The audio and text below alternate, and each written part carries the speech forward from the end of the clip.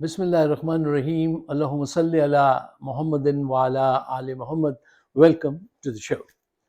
صاحبوں، خبر آپ سب نے یقیناً سن لی ہوگی کہ پاکستان کو آئی ٹی کی ایکسپورٹ میں 1.6 بلین ڈالر کا نقصان ہوا ہے، اور یہ نقصان ان جرنیلوں نے اپنی حکومت بچانے کے لیے انٹرنیٹ کو کبھی بند کرتے ہیں، کبھی سلو کرتے ہیں، مختلف انداز سے، یہ صرف اپنی حکومت بچانے کے لیے کہ حق اور سچ سامنے نہ آ جائے، اس لیے یہ پاکستان کو نقصان اٹھانا پڑا ہے۔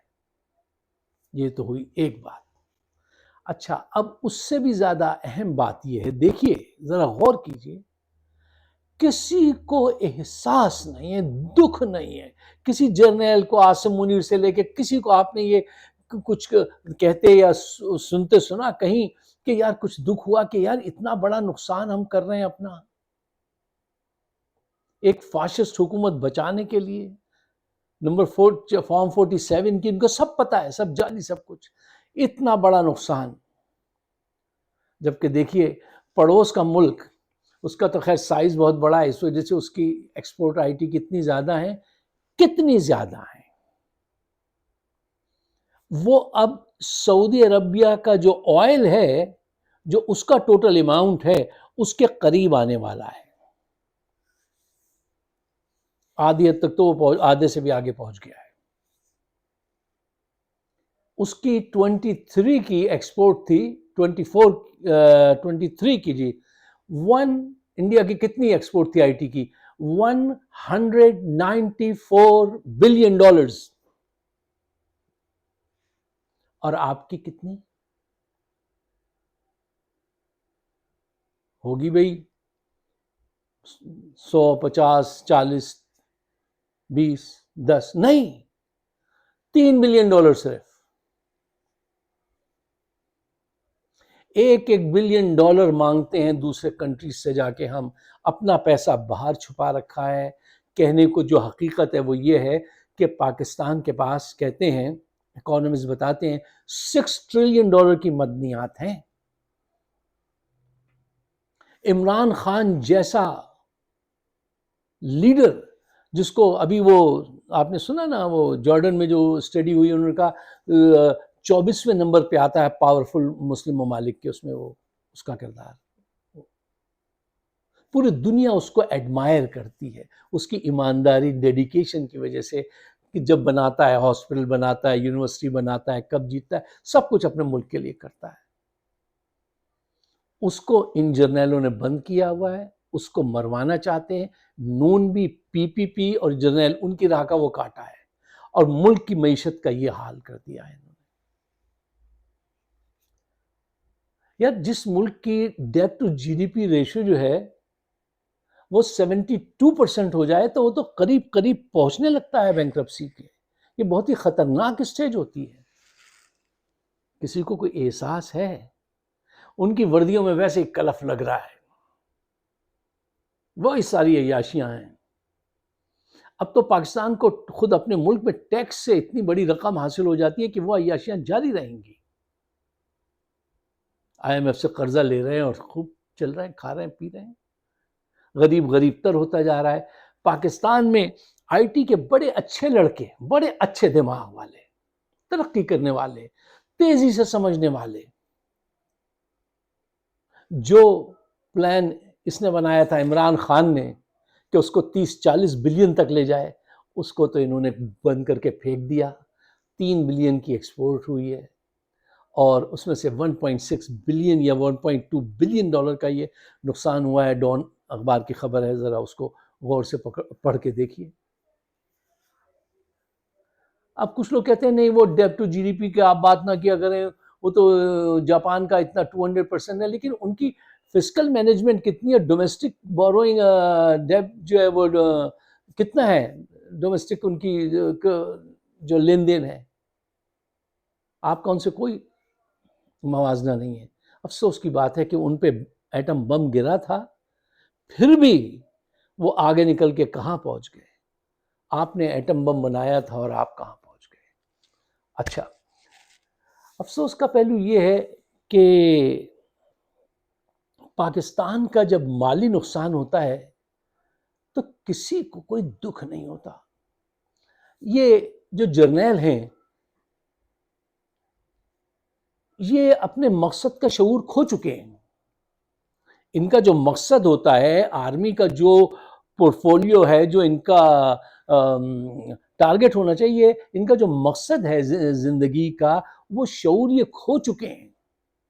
اور جب کوئی ادارہ یا قیادت، یہ پاکستان کی تمام حکمران قیادت کو میں کہتا ہوں، جب کوئی قیادت کوئی معاشرے میں اس کے حکمران طبقہ اپنا مقصد کھو دے، جو اس کا مین ٹارگٹ ہے، اس کو بھول جائے، تو پھر وہ بیدار ہو جاتا ہے، خود غرض ہو جاتا ہے، جیسے چاہتا ہے ویسے جیتا ہے اور کرپشن کے اندر چلا جاتا ہے.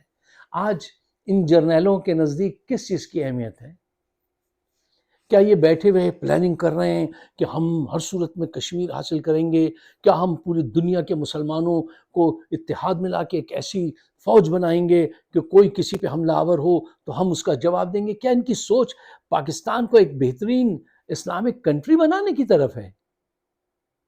نہیں، ان کی سوچ اس طرف ہے کہ ہم ریٹائر ہونے سے پہلے زیادہ سے زیادہ پیسہ جمع کر لیں، بچوں کو اسکالرشپ دلا کے باہر پڑھوا دیں، باہر بڑا سا گھر خرید لیں، سگار پئیں اور کسی ٹھنڈے سے ملک میں گرم سا قہوہ یا کافی پئیں. بس اس کے علاوہ ان کی کوئی سوچ نہیں. کرنل سے آگے جیسے ہی عہدہ بڑھتا ہے، بس پھر وہ پاکستان کو بائے بائے کرنے کی خواہش ذہن میں جاگنے لگتی ہے. تو ان سے کوئی توقع نہ کیجیے. اچھا، جو دوسرے سویلینز ہیں ان کا کیا کردار ہے، ذرا یہ دیکھیے. جناب ایک بات میں آپ کو بتاتا ہوں، اس کو آپ ڈیٹیل میں پڑھیے گا. میں اکثر آپ کے سامنے چیزیں کھول تو رکھ تو دیتا ہوں، لیکن وہ ہمیشہ فاسٹ فارورڈ بٹن دباتا ہوں تاکہ زیادہ بات ہو سکے.